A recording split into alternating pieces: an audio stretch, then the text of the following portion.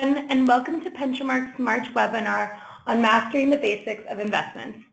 We appreciate all of you taking the time to join us today. A few items to go over before we get started. First, in order to ensure everyone has the ability to hear the information presented by our guest speaker, everyone will be on mute during the webinar. Second, please feel free to write in any questions you may have using the Q&A tool in the webinar menu. At the end of the webinar, we'll take the time to go through these together. Third, there will be polling questions throughout today's webinar. All results are anonymous, and we appreciate your participation. Now I'd like to introduce our educator, Courtney Shipley Gardosic, of Lovejoy Associates. Courtney has a diverse background in the retirement plan industry, providing a unique education foundation in the areas of fiduciary responsibility, investment analysis, and investment education. During her career, she has provided institutional investment consulting to qualified retirement plans, developed business strategy for a boutique third-party administrator and record keeper, conducted over 9,000 401k, 403b education meetings to groups and individual employees, and served the corporate, nonprofit, and government markets. A graduate of Vanderbilt University, Courtney is licensed as an investment advisor representative with the Series 66. She holds the Accredited Investment Fiduciary and the Chartered Retirement Plan Specialist designations. Thank you so much for presenting today, Courtney, and now I'll turn it over to you. Okay, thanks so much. We've got an action-packed agenda today here. First off, we're going to be talking about asset classes, very exciting stuff. The risk and return dynamic, we're going to hit up what drives returns, and then diversification and rebalancing, we're going to learn also how to read a Morningstar report, and then a few wise reminders at the end of the presentation. So feel free to type your questions in, as she said before. So first off, asset classes, what are these? Basically, in retirement plans, your investments break down into 3 different types of categories. We have stocks, bonds, and cash. Stocks, or another word you might hear, is equities. The objective for these is to get growth over time. Bonds or fixed income is where we're trying to preserve the monies or get some interest from them. And then last is cash or stable value investments, and their objective is to preserve monies. So it's important to know that there are 3 different characteristics that go along with these, 3 different objectives. They behave differently in different types of markets, and we're going to drill down and talk a little bit more about these in just a minute. It's important to know that there is a risk and return dynamic. And so of the 3 that I just discussed a moment ago, each one of those types of asset classes, like I said, behaves differently. It has a different type of risk associated with it. So 2 of the questions that you need to be asking when you approach investments are, what is your comfort level with risk? And then what rate of return can you expect? Okay, we're going to take a pause here for a quick polling question. What does financial wellness mean to you? You can pick choice 1, 2, or 3. 1 is paying your bills on time. Perhaps financial wellness means making sure you're contributing to your employer's 401k. Or last is having the tools and resources to reach your financial goals. Go ahead and vote on the one you want there.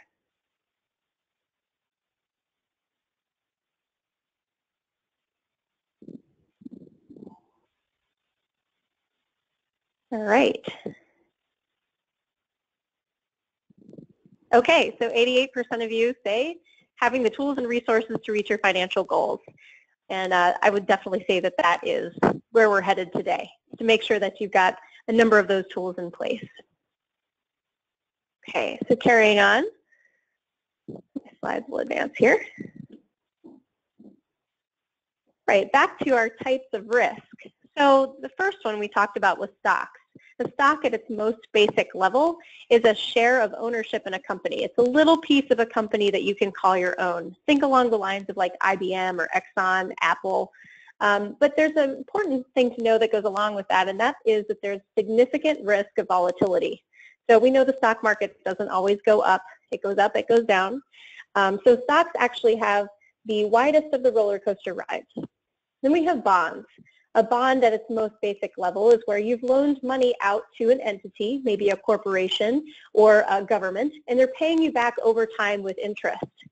So the risk that comes into play here is the risk of interest rates rising, and there's also possible default by the issuer in that they don't pay you back as promised over time. Then we have cash and cash equivalents. And while we think of that as being a very safe type of investment, there's always the risk of inflation. So the cost of living goes up over time. If we choose just to invest in cash or cash equivalents, then we may not be able to keep up with the pace of inflation, and our dollars will not have the same spending power in the future as they do today. So there's other outside risk factors too that we know about, like economic or political events, interest rates going up or down, inflation, natural disasters, and then of course just people not feeling great about being buyers, consumer confidence. So when you're looking at risk, one of the things to look at here is that investments do lose money over time sometimes. The stock market goes up and down, as I mentioned before, so there will be periods where your investment might be worth less than what you paid, and then there'll be periods where it's worth more than what you paid. We're always hoping that the stock market goes up endlessly, but that's not necessarily the case. And what this is showing is just a short-term view from 1990 to 2016, and you can see the volatility here. Lots of ups and downs in the S&P 500. Those are the largest 500 companies in the U.S. You can see their value has gone up and down over time. And then there's also the U.S. aggregate bond index there in green. But if we zoom out and we take a long-term perspective, you can see the returns over time here.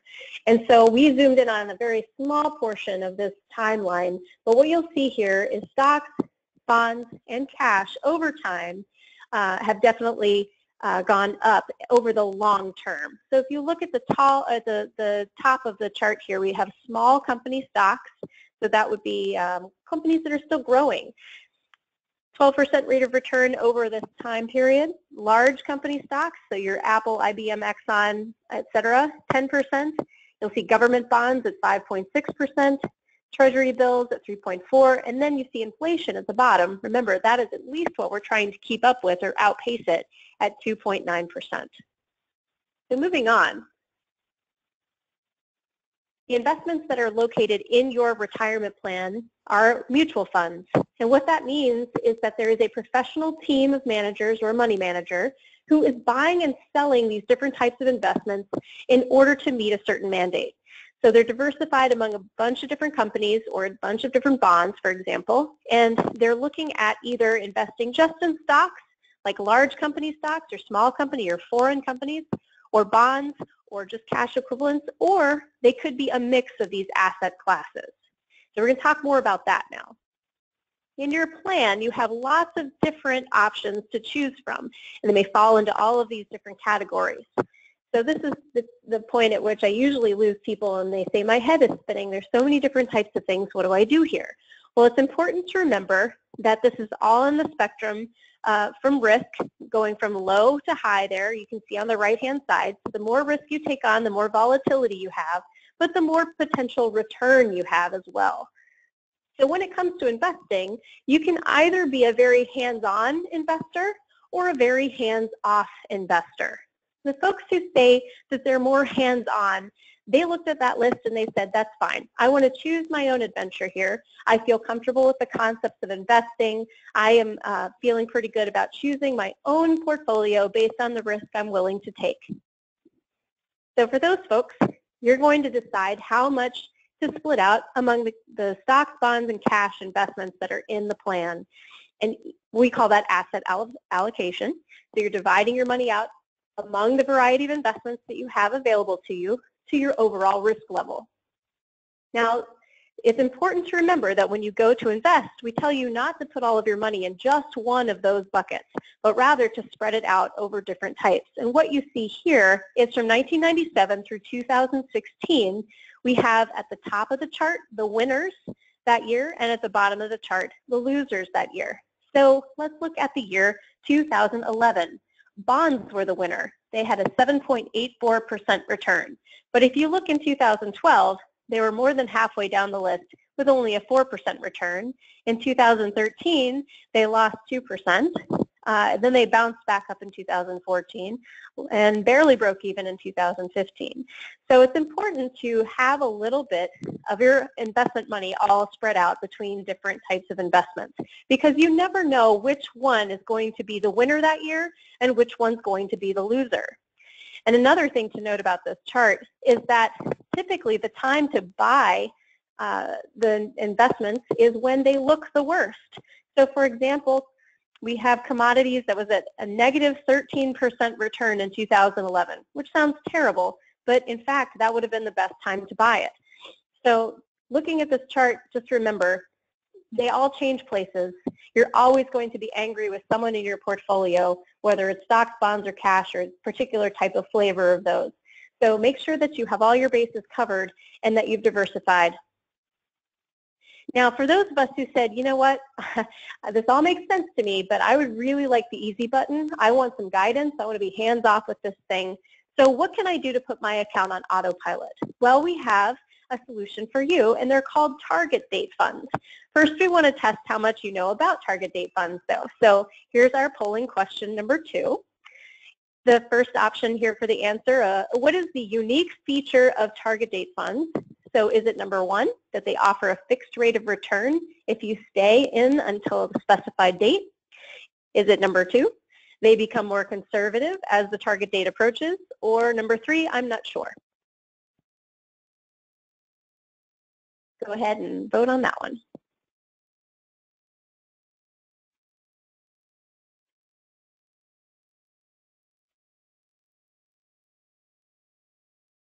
All right, looks like our answer is coming back. Hey, we've got a pretty good audience here. At 74%, number 2 is correct. They do become more conservative as the target date approaches. Let's dive in and talk a little bit more in detail. Oh, come on now.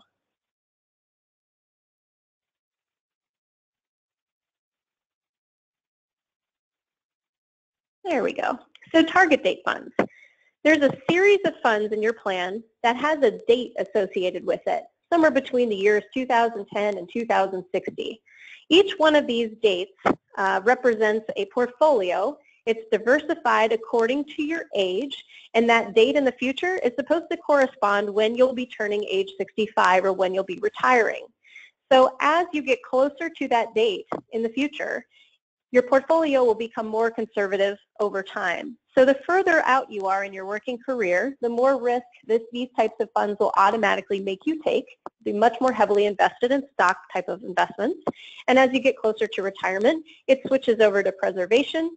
So we're more looking towards fixed income and cash type of investments. So in order to pick the appropriate target date, you choose the one that's closest to the date that you think you'll retire. Now remember, the one downside to this is that you can't really control how much risk you're taking. You're literally setting this on autopilot and saying that you're comfortable with the idea that when you're in your earlier part of your career, you're going to be a more aggressive investor and see a lot more ups and downs in your account. And then as you get to retirement, it switches over to becoming more conservative. So if you want more control over your money, you should be a hands-on investor. This is just the easy autopilot option here. And so what this is showing you is that the target fund becomes more conservative over time. So here again, if you're 40 years out from your retirement, you're very early on in your working career, the majority of your money is placed into stock type of investments. In fact, about 90% of it in this chart. And then as you get closer to retirement, you become more of a balanced investor. And as you hit retirement and continue on, you become even more conservative as time goes on. So again, it becomes more about preserving what you have accumulated rather than trying to grow the balance that you have. So it's an easy solution for folks who want to just go ahead and ignore their account and have it be following the best or the good investment principles without them having to be involved. Now we're going to talk about what is the major driver of investment returns. So we'll take our quick poll number 3 here. Is it market timing? Is it selecting the right investments, the right securities? Or is it what we call asset allocation? So go ahead and take a stab at one of those.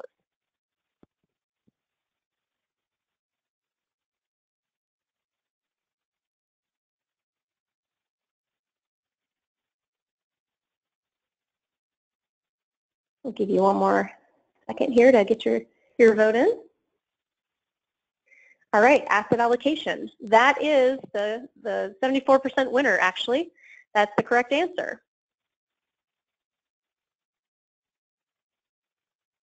All right.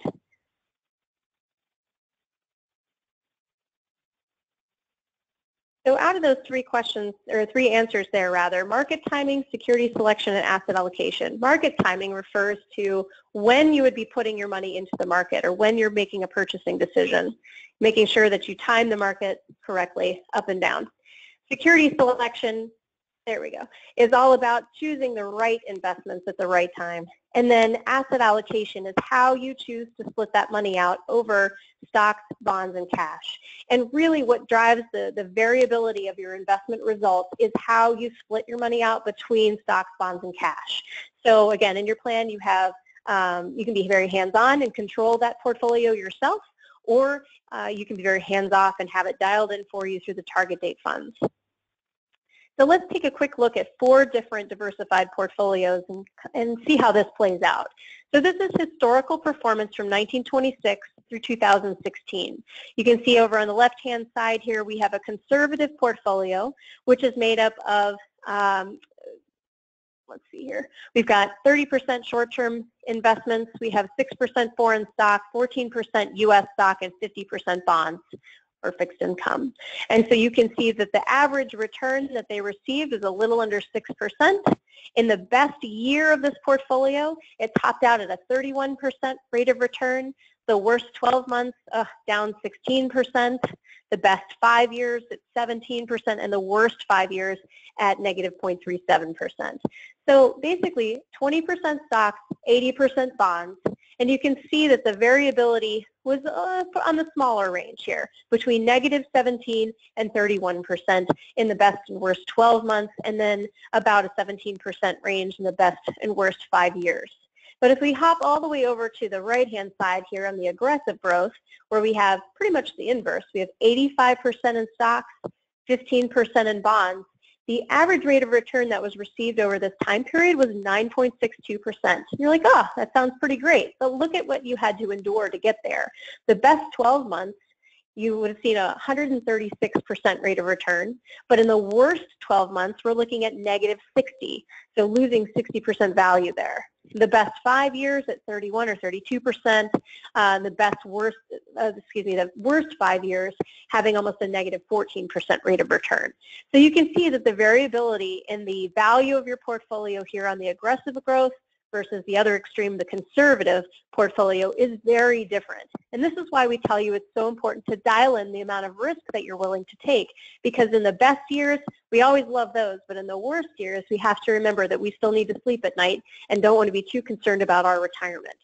So if you choose to be more hands-off, remember that the target date funds determine how this portfolio looks for you. You start out more aggressive and you become more conservative over time. Otherwise, you can choose your own adventure and design your portfolio the way that you would like to dial in the risk and the variability you're willing to put up with. Now, a good reason to monitor investments ongoing is because things do change over time. You may decide that you're not as an aggressive investor over time, or you may decide that you want to go from being very hands-on to being very hands-off, or vice versa. But when you're looking at your portfolio, if you chose your own adventure, if you designed your own portfolio, let's say that you started out with half of your portfolio in stocks and half of it in bonds, well, these are going to grow at different rates. The market goes up at different times, and so you may find yourself in a period where stocks have grown substantially, but bonds are down in your portfolio, so stocks make up more of the percentage of your total portfolio. In that case, you'll want to do what's called rebalancing. So we're going to slice off this top part. We're going to sell when stocks are high. We're going to buy into the bonds when they're lower and get back to your 50-50 allocation.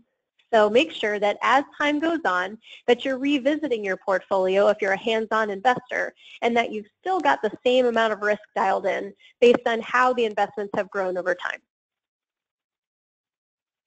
Now, one very important thing here is to keep in mind that we want to stay the course.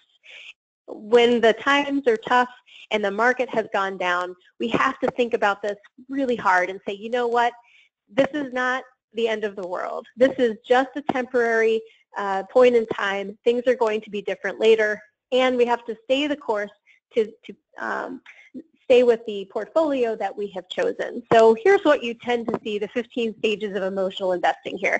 We've got some optimism. Wow, I feel really great about this investment. This is when the market is doing well. We've seen about 8 years of a bull market right now, and so folks are losing sight of what 2010 felt like when the market went down. But then as the euphoria kind of starts to wear off, we have a little bit of anxiety and denial. Things don't look so great. We might say things like, oh, temporary setback, that's okay, I'm a long-term investor. But as the market drops, fear, desperation, panic, all of these things start to set in. And then we start seeing folks calling in saying, you know what, maybe the markets just aren't for me. My account is so far down in value, I think I just want to sell it all and stop the bleeding. But unfortunately, this is right before we see the upswing again, where things start to cycle through this entire thing one more time. So what you need to remember is that in this part right here, the market is actually on sale. So those same shares of IBM and Exxon and whatever else company-wise cost a lot more back up in here, they are now on sale. So it's kind of like the blue light special. So stay the course, continue to invest no matter what the market conditions are like. The great thing about your retirement plan is that you're always putting money in every paycheck as long as you're contributing. And so you're going to be able to take advantage of those downtimes, and your dollars will have more purchasing power for more shares of stocks and bonds at that point. And our one of the last things here on our agenda today was reading a Morningstar report. So when you see when you're looking up a particular investment, every mutual fund has what's called a ticker symbol, and you'll see that over in the top left with our arrow here. The example we're giving, this ticker symbol right here, VFIAX. You could actually take those letters and pop them into Google just by themselves, hit enter, and then up will come what this investment is and a whole bunch of different options to choose from. But one of those will be to take you to the Morningstar website, where you can see the Morningstar report for this particular investment. So that's a very important piece of information there. You'll see the performance here. The performance is usually reported net of fees. So this is the performance of the fund, and it breaks it down to the quarter, year-to-date, 1, 3, 5, and 10-year returns. Over on the right-hand side, they're going to give it a star rating of some sort to say, I think 5 stars is the best on Morningstar, 3 stars average. And then you can see how this fund is made up. What are the top 10 holdings in this particular mutual fund? So you can see here we have Apple, Microsoft, Exxon, Johnson & Johnson, so on. You might recognize these companies, you may not, but it's good to see what the top 10 holdings are. And then over on the bottom, it will also give you the makeup of the stocks that are included in this particular mutual fund. What industries or what sectors do they fall under? So you can see in this case about 18% is in technology companies and so on from there. So it gives you more information about how these funds are invested, so you can see not only their performance from the past, and remember that future performance is not dependent on past performance, but it gives you a great amount of information about a fund in a very small amount of space. Okay, and I think our last, is the word to the wise. So these are the main things you're trying to remember when you go to invest your money. The first is knowing how you're invested. For many people, they said, oh, I think I signed up. I'm not sure what I picked for my investment selections. You may end up in a default fund, which isn't necessarily a bad thing, but you should probably go in there and make sure that it fits your risk tolerance and your hands-on or hands-off type of investment style. Next is considering your time frame and your comfort level with risk. Everybody is on a different path here. So we have folks who are very far from retirement. You might be very close to retirement. Choose your time frame, and then also, how much risk are you willing to take so that you can still sleep at night when you get your statement in the mail? Then create the asset allocation that's appropriate for you if you're a hands-on investor. If you're hands-off, make sure you choose the target date funds. Making changes as needed. So as time goes on, if you dialed in your own portfolio, or even just to revisit to make sure you're still a hands-off investor and want to use the target date funds, make sure to check in on this account. And be realistic about returns. The markets go up and down. I think that a lot of folks have got in their heads they should be hoping to see a 12 to 15% rate of return, but that's really not what we aim for. We're looking at probably around 6 to 8% rate of return for most retirement calculators, and that's what they're considering to be an average return. Don't try to time the market. With a retirement plan, the great thing about it is that you're contributing through payroll deduction, so you can take advantage of the slow times in the market and the high times in the market. Keep your emotions under control and stay the course, and then breathe. You can do this. We've got easy options in the plan for you. Okay, with that, just leaving you with a couple final thoughts here. Do something today that your future self will thank you for. We are working really hard all the time right now, and you're hoping that at some point in the future you can hang it up and you may not have to show up at a job to get a paycheck anymore. And if that's the case, then you have to save for retirement, because you're going to need to make your own paycheck in retirement. So taking steps today to put a few dollars aside really adds up over time. So make sure that you are working hard to not only create your paycheck today, but also creating that paycheck for the future. So with that, I'm going to turn it back over. We've got a number of different ways you can engage with Pensionmark through social media, as are listed here. But thanks so much for joining us.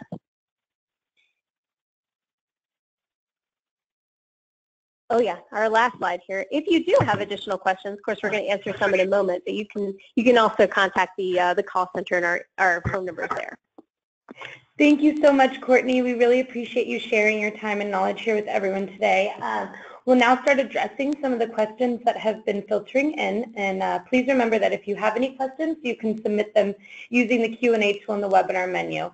And as always, you can reach out to Pensionmark here, the numbers on the slide, for any plan-specific questions that you may have.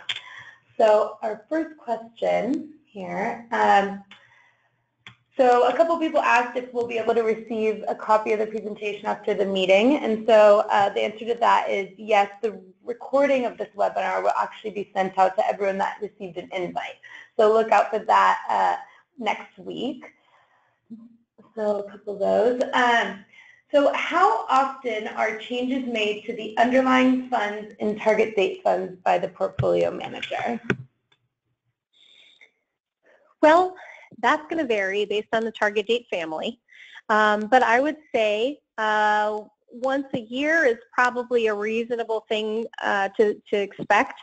They're going to be continually rebalancing these funds to make sure that, if you're supposed to be in an 80%, 20% portfolio, that things are staying within those ranges. But typically with target date funds, the managers will also take these slight tactical tilts based on market conditions and falling within their glide path, or how steep it is from going from equities to fixed income over time.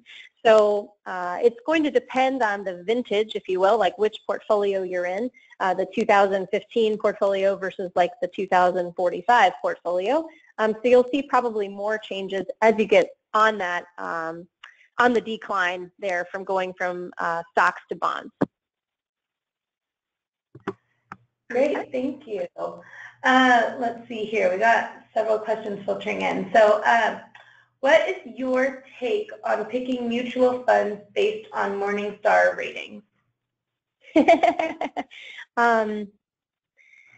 It depends. It depends on if you believe in Morningstar's philosophy and if you feel like they have the best measurement scale out there. And you can do a lot of reading on Morningstar's page about how they rate funds.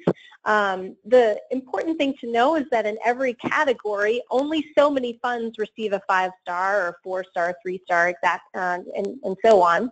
And so it's important to know a little bit more about the category. So for example, a large cap fund or a large company funds are very popular. There's a whole lot of them. Maybe there's 1,500 of them. And so there will only be a small percentage that receive a 5-star. There'll also be a small percentage that receive a 3-star, and so on.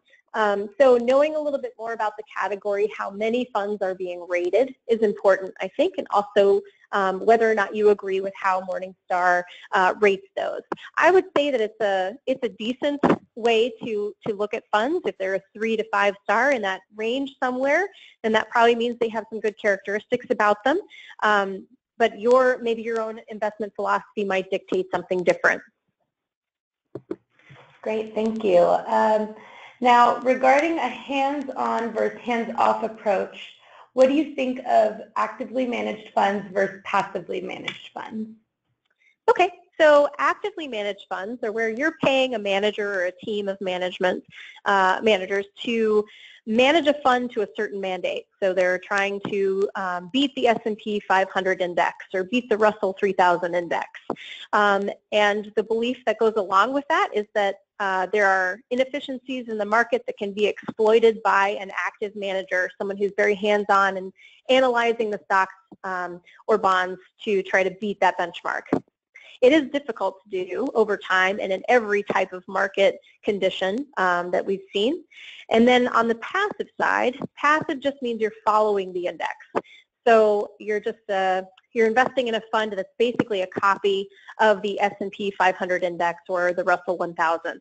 So at least making sure you've got the right asset classes in your portfolio is the most important thing, first of all. And then second is deciding, do you feel like it's just easier to invest in the indexes alone, or do you feel more comfortable with having a person or a team of people who are buying and selling to try to beat that benchmark?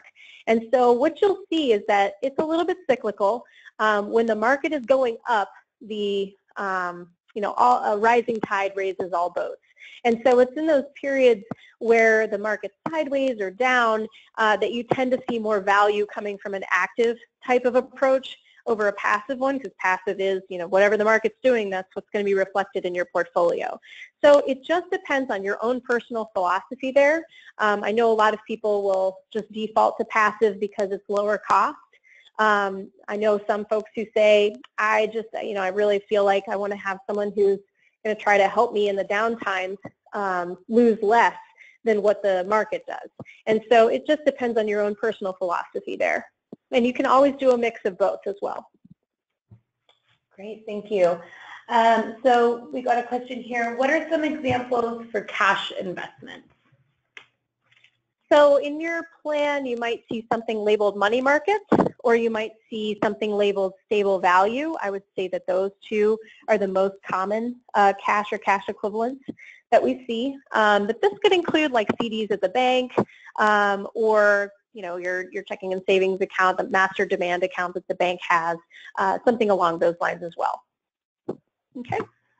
Okay, we got a couple questions here about rebalancing. So first one is, what is the advantage of rebalancing an account? And then second one is, do target date funds automatically rebalance? We've got some great questions today. This is awesome. So yeah, let's start with the end of that first. Target date funds do automatically rebalance. And so what's the advantage of rebalancing? Well, if you're in a particular market setting where a certain investment has just run up way high in value, maybe to the point where some people are saying, oh yeah, small caps are really overvalued right now. What rebalancing does is it forces you to follow the good rule of investing of selling when high and buying when low. And so when you have one particular part of your portfolio that has grown way high and the others haven't, you are automatically selling out at the top there. You're taking that money, you're reinvesting it in the investments that may not have done as well or not be in favor at that point in time. And so you're buying them when they are on sale. So that's one thing. The second is you're trying to make sure you're always staying within the risk parameters that you have set. And so each one of those asset classes has a little different bend on how much risk or volatility they will see. So typically foreign investments and small cap investments are very volatile. Mid cap and large cap maybe not as much on the stock side of things. And so if you have one of those investments that really grows out of control over the others, then you may be exposing yourself to more risk than you meant to take on. So rebalancing helps you to pull it back into, the moderate portfolio you chose or the aggressive portfolio you chose that's more healthy and has a broader diversification. Thank you, Courtney. Okay. We heard everything you said there, but it was just a little staticky. Didn't know if it's terribly different. Sorry. Okay. No, you're good. So we got a few more I think we have time for. Majority are about target dates. So Okay. Let's see. So we have what tools are available to compare target date funds, performance fees, and risk metrics? So if we're going from Morningstar from before, you can take a look at, they have their own benchmarks, the Morningstar target date portfolio benchmarks that you can take a look at there. But one of the things you want to do is just look at the underlying fund itself. So find the one that's closest to when you'll retire. Say it's the 2030 portfolio, and you can take a look at what's under the hood. So how much is in each one of those different categories we talked about before. And you can get that from Morningstar. You can also get that from the website of the investment manager. So if you have a Vanguard target date funds or American Century target date funds or something like that, you can go directly to their website to read up more about how their glide path is constructed, so how they go from stocks to bonds or aggressive to conservative over time, what that looks like, and what metrics they're using there. And then also how they want to be measured as well will be on the website. So if you want just generic, look at Morningstar, or Dow Jones has their own comparative indexes for target dates. Otherwise, visit the company's website itself and take a look under the hood from there. Does that answer that? Yeah, definitely. Okay. So we got a couple other questions that have more to do with the rebalancing of those, but I'd like to shift over to other questions that we got regarding other asset classes. A couple people asked about REITs and ETFs. Could you just briefly give the basics of those? I know we don't have too much time to go into detail, but talk to those a little bit. Yeah, sure. So real estate or real estate investment trust, this is where you're investing in properties. These are securities, so there's a whole bunch of underlying properties and you have a share in that particular, the company that manages all of them. Or if it's a direct property situation, you actually own shares of the properties themselves. So real estate is another asset class that we didn't talk as much or at all really about today, but that is another diversifier if it's available in your plan. It has its own characteristics. You know, we saw real estate get beat up pretty hardcore there 2008 through 2010, and things are coming back now. So just remember that every single type of investment has a risk associated with it. So if you do include it in your portfolio, want to make sure you see how that fits in overall. So that's real estate investment trust. And then we also have ETFs, I think was brought up. Is that what you said? Yes, ETF. Okay. So an ETF is similar to a mutual fund, but different. So an ETF stands for Exchange Traded Fund. So a mutual fund is a basket of a whole bunch of different companies, let's just say different stock investments that meet a certain mandate. And every day, the market closes at 4 o'clock, and your share of that mutual fund, that giant pool of money that's invested in all those different companies, is valued at the close of the day. And you'll know at that point how much your shares are worth. Now, an exchange-traded fund is very similar. It's regulated slightly differently, where it's traded on the stock market throughout the day. And so the advantage to them is that you can sell them at any point in the day rather than having to wait until the very end of the day for it to be valued. The disadvantage is that there can be a disconnect between the share price of the exchange traded fund and the underlying stocks in there, depending on market volatility during the day. So it's a little bit different type of investment. In some cases, the fees are lower than what they are in a mutual fund, but you have to take into consideration how long you'll hold the investment. And let's see, is there anything else I want to hit on that? No, I think that's about it. We'll go with that for today.